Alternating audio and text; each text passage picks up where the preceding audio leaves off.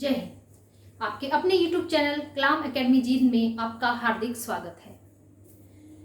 Psychology की series में आज हम शुरू करेंगे ग्रोथ एंड डेवलपमेंट, वृद्धि और विकास। इससे पहले हम दो टॉपिक बहुत अच्छे तरीके से विस्तृत से कर चुके हैं। पहले हमने किया समायोजन की रक्षात्मक युक्तियां, उसके बाद हमने किया व्यक्तित्व मापन की विधियां। दोनों ही जो टॉपिक हैं किसी भी कॉम्पिटिटिव एग्जाम के लिए जो टीचिंग से रिलेटेड है उसके लिए बहुत इंपॉर्टेंट है। अगर आप लोगों ने प्लेलिस्ट विजिट नहीं की है तो आप प्लेलिस्ट विजिट कर सकते हैं और वहां से उन दोनों विषयों के बारे में जानकारी ले सकते हैं। वहां से उन दोनों विषयों के बारे में अच्छे तरीके से पढ़ सकते हैं। दोनों टॉपिक को अच्छे तरीके से पढ़ें। तो चलिए, दो टॉपिक के बाद साइकोलॉजी की सीरीज में आज हम कर रहे हैं वृद्धि और विकास, ग्रोथ एंड डेवलपमेंट। सबसे पहले बात आती है कि वृद्धि होती क्या है। What is the meaning of growth. आपके लिए एक बहुत ही विस्तृत परिभाषा मैंने यहां लिखी है। आपके लिए वृद्धि शब्द का अर्थ मैंने लिखने की कोशिश की है। वृद्धि का अर्थ है कि सबसे पहले तो वृद्धि शब्द का प्रयोग व्यक्ति के शरीर, आकार, भार आदि में वृद्धि के संदर्भ में किया जाता है। वृद्धि की मुख्य विशेषता यह होती है कि इसे नापा जा सकता है, तोला जा सकता है और देखा जा सकता है। देखिए, वृद्धि का मतलब है कोई भी एक बच्चा है, हम अपने आसपास का एग्जाम्पल लेते हैं। कोई भी एक बच्चा है, उसके शरीर की लंबाई बढ़ रही है, उसका वजन बढ़ रहा है, तो हमें साफ साफ दिखाई देगा कि भाई बच्चे की लंबाई में वृद्धि हो रही है, इसका वजन जो है बढ़ रहा है और हम उसको माप तोल सकते हैं। तो वृद्धि का छोटा सा अर्थ यही हुआ कि यानी कि शरीर में होने वाले वो परिवर्तन जिनको हम माप तोल सकते हैं और जिनको हम साक्षात देख सकते हैं, वो हुई वृद्धि। अब वृद्धि से संबंधित एक बहुत ही महत्वपूर्ण परिभाषा है जो कई बार पिछले पेपरों में पूछी जा चुकी है कि फ्रैंक के अनुसार शरीर के किसी विशेष पहलू में जो परिवर्तन होता है उसे वृद्धि कहते हैं। शरीर के किसी विशेष पहलू में जो परिवर्तन होता है उसे वृद्धि कहते हैं, बाय फ्रैंक। क्लियर। अब बात करते हैं, जैसे देखिए हम छोटा सा एग्जाम्पल लेते हैं वृद्धि को समझने के लिए। लॉकडाउन चल रहा है, कोरोना काल चल रहा है, क्या कर रहे हैं हम? घर पे रहते हैं, खाते हैं, पीते हैं, मस्त रहते हैं। अब क्या, सबका वजन बढ़ रहा है ना, उसको हम साथ साथ देख सकते हैं और कॉन्शियस भी है। कुछ लोग कॉन्शियस होते हैं, जैसे एक साइकोलॉजी में एक शब्द आता है एनोरेक्सिया नर्वोसा।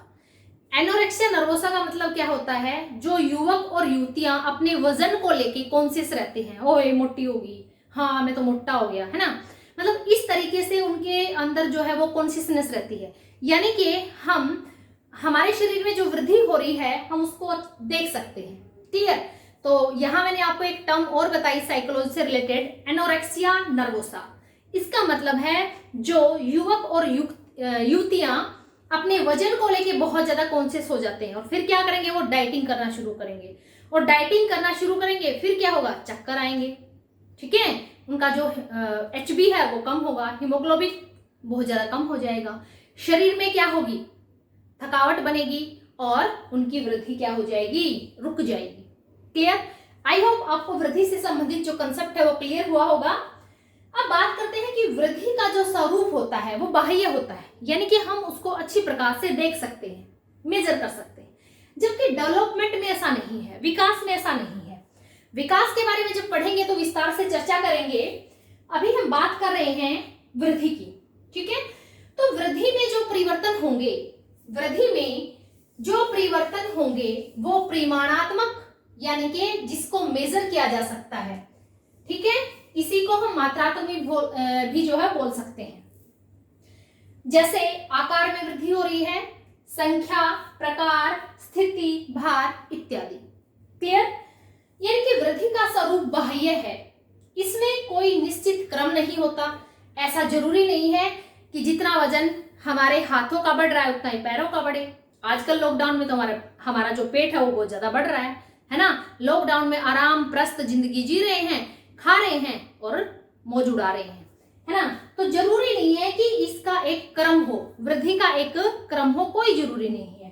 ओके, दिशाहीन होती है, कोई दिशा नहीं है किस दिशा में हमारे शरीर की वृद्धि हो रही है।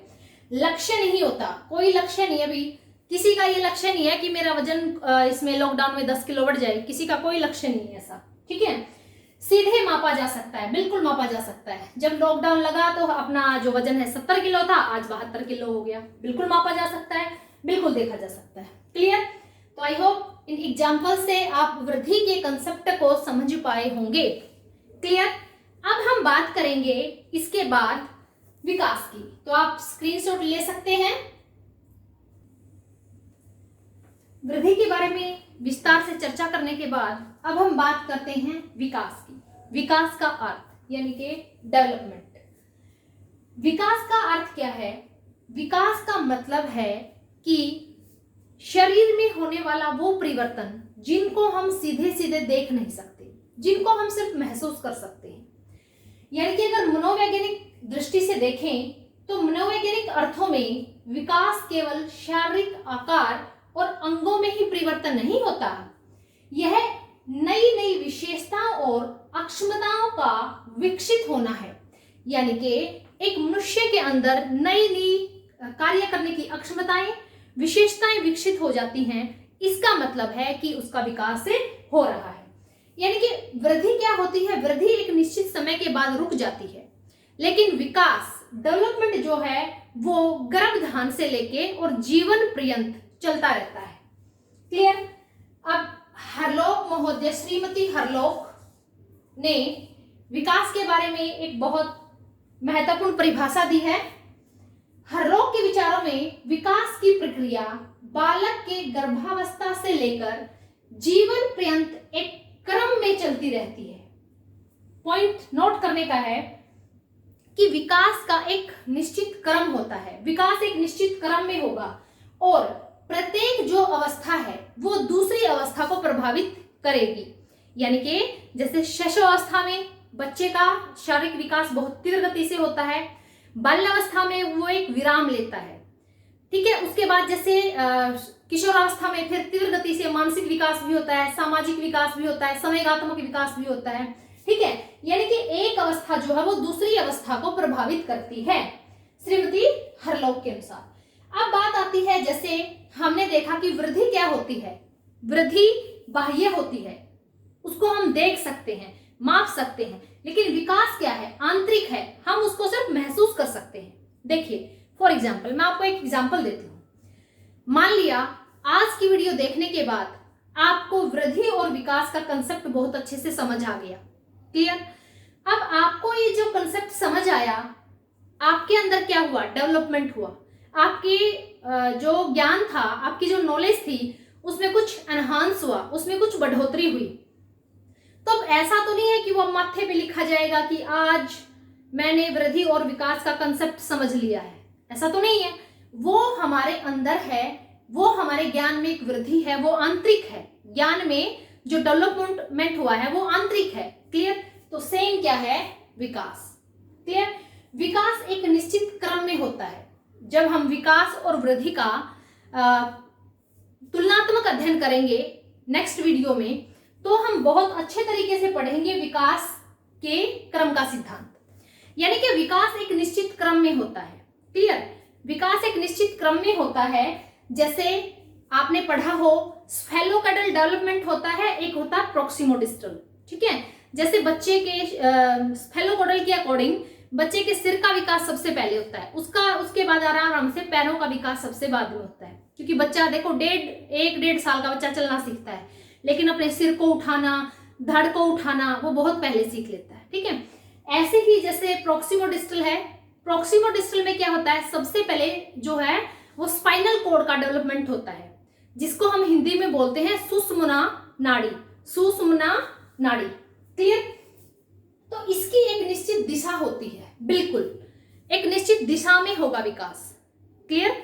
उसके बाद इसका सीधा जो मापन है वो संभव नहीं है। बिल्कुल भी हम विकास का सीधा मापन नहीं कर सकते। किसी इंसान को देख के हम ये अंदाजा नहीं लगा सकते हैं कि ये आदमी कितना इंटेलिजेंट है। बिल्कुल भी ये अंदाजा नहीं लगा सकते हैं कि इस इंसान का जो इमोशनल डेवलपमेंट है वो कैसा हुआ है, इसका सोशल डेवलपमेंट कैसा हुआ है। ठीक है, हम बिल्कुल भी अंदाजा नहीं लगा सकते हैं। क्लियर? जैसे हम बुद्धि को, जो हमारी इंटेलिजेंस है, बुद्धि है, उसको नहीं माप सकते। क्लियर? तो वो क्या है, वो डेवलपमेंट के अंतर्गत आएगी, डेवलपमेंट में आएगी। ठीक है, हमें बिल्कुल भी पता नहीं है कि कोई इंसान कितना इंटेलिजेंट है। अंडरस्टैंड? अब देखिए, हमने वृद्धि का कंसेप्ट पढ़ा डिटेल से, उसके बाद हमने विकास का जो कंसेप्ट है वो डिटेल से पढ़ा। कल नेक्स्ट वीडियो में हम दोनों का तुलनात्मक अध्ययन करेंगे, विकास के सिद्धांतों के बारे में विस्तार से चर्चा करेंगे। तो इसीलिए नेक्स्ट वीडियो का वेट करें, इस वीडियो को वॉच करें, ध्यान से दोनों कंसेप्ट को समझें, और नेक्स्ट वीडियो में हम और अच्छे तरीके से दोनों के बारे में अध्ययन करेंगे। Thank you, keep watching this channel. और आज की जो क्लास थी, उस क्लास से रिलेटेड मैंने क्वेश्चन आपके लिए यहाँ आपके सामने लिखा है, और उस प्रश्न का उत्तर आप कमेंट बॉक्स में दें। कमेंट बॉक्स आपके कमेंट के लिए खुला रहेगा। देखिए, प्रश्न है कि अधिक सुख व शांति की अवस्था निम्न में से कौन सी है। प्रीवियस ईयर पेपर में आया हुआ क्वेश्चन है कि अधिक सुख व शांति की अवस्था कौन सी है। आपके ऑप्शंस हैं बाल्यावस्था, किशोरावस्था, शैशवावस्था और प्रौढ़ावस्था। तो मुझे आपके कमेंट का वेट रहेगा। आप इस प्रश्न का उत्तर अपने कमेंट बॉक्स में डाल सकते हैं। Keep watching this video. Good night, thank you.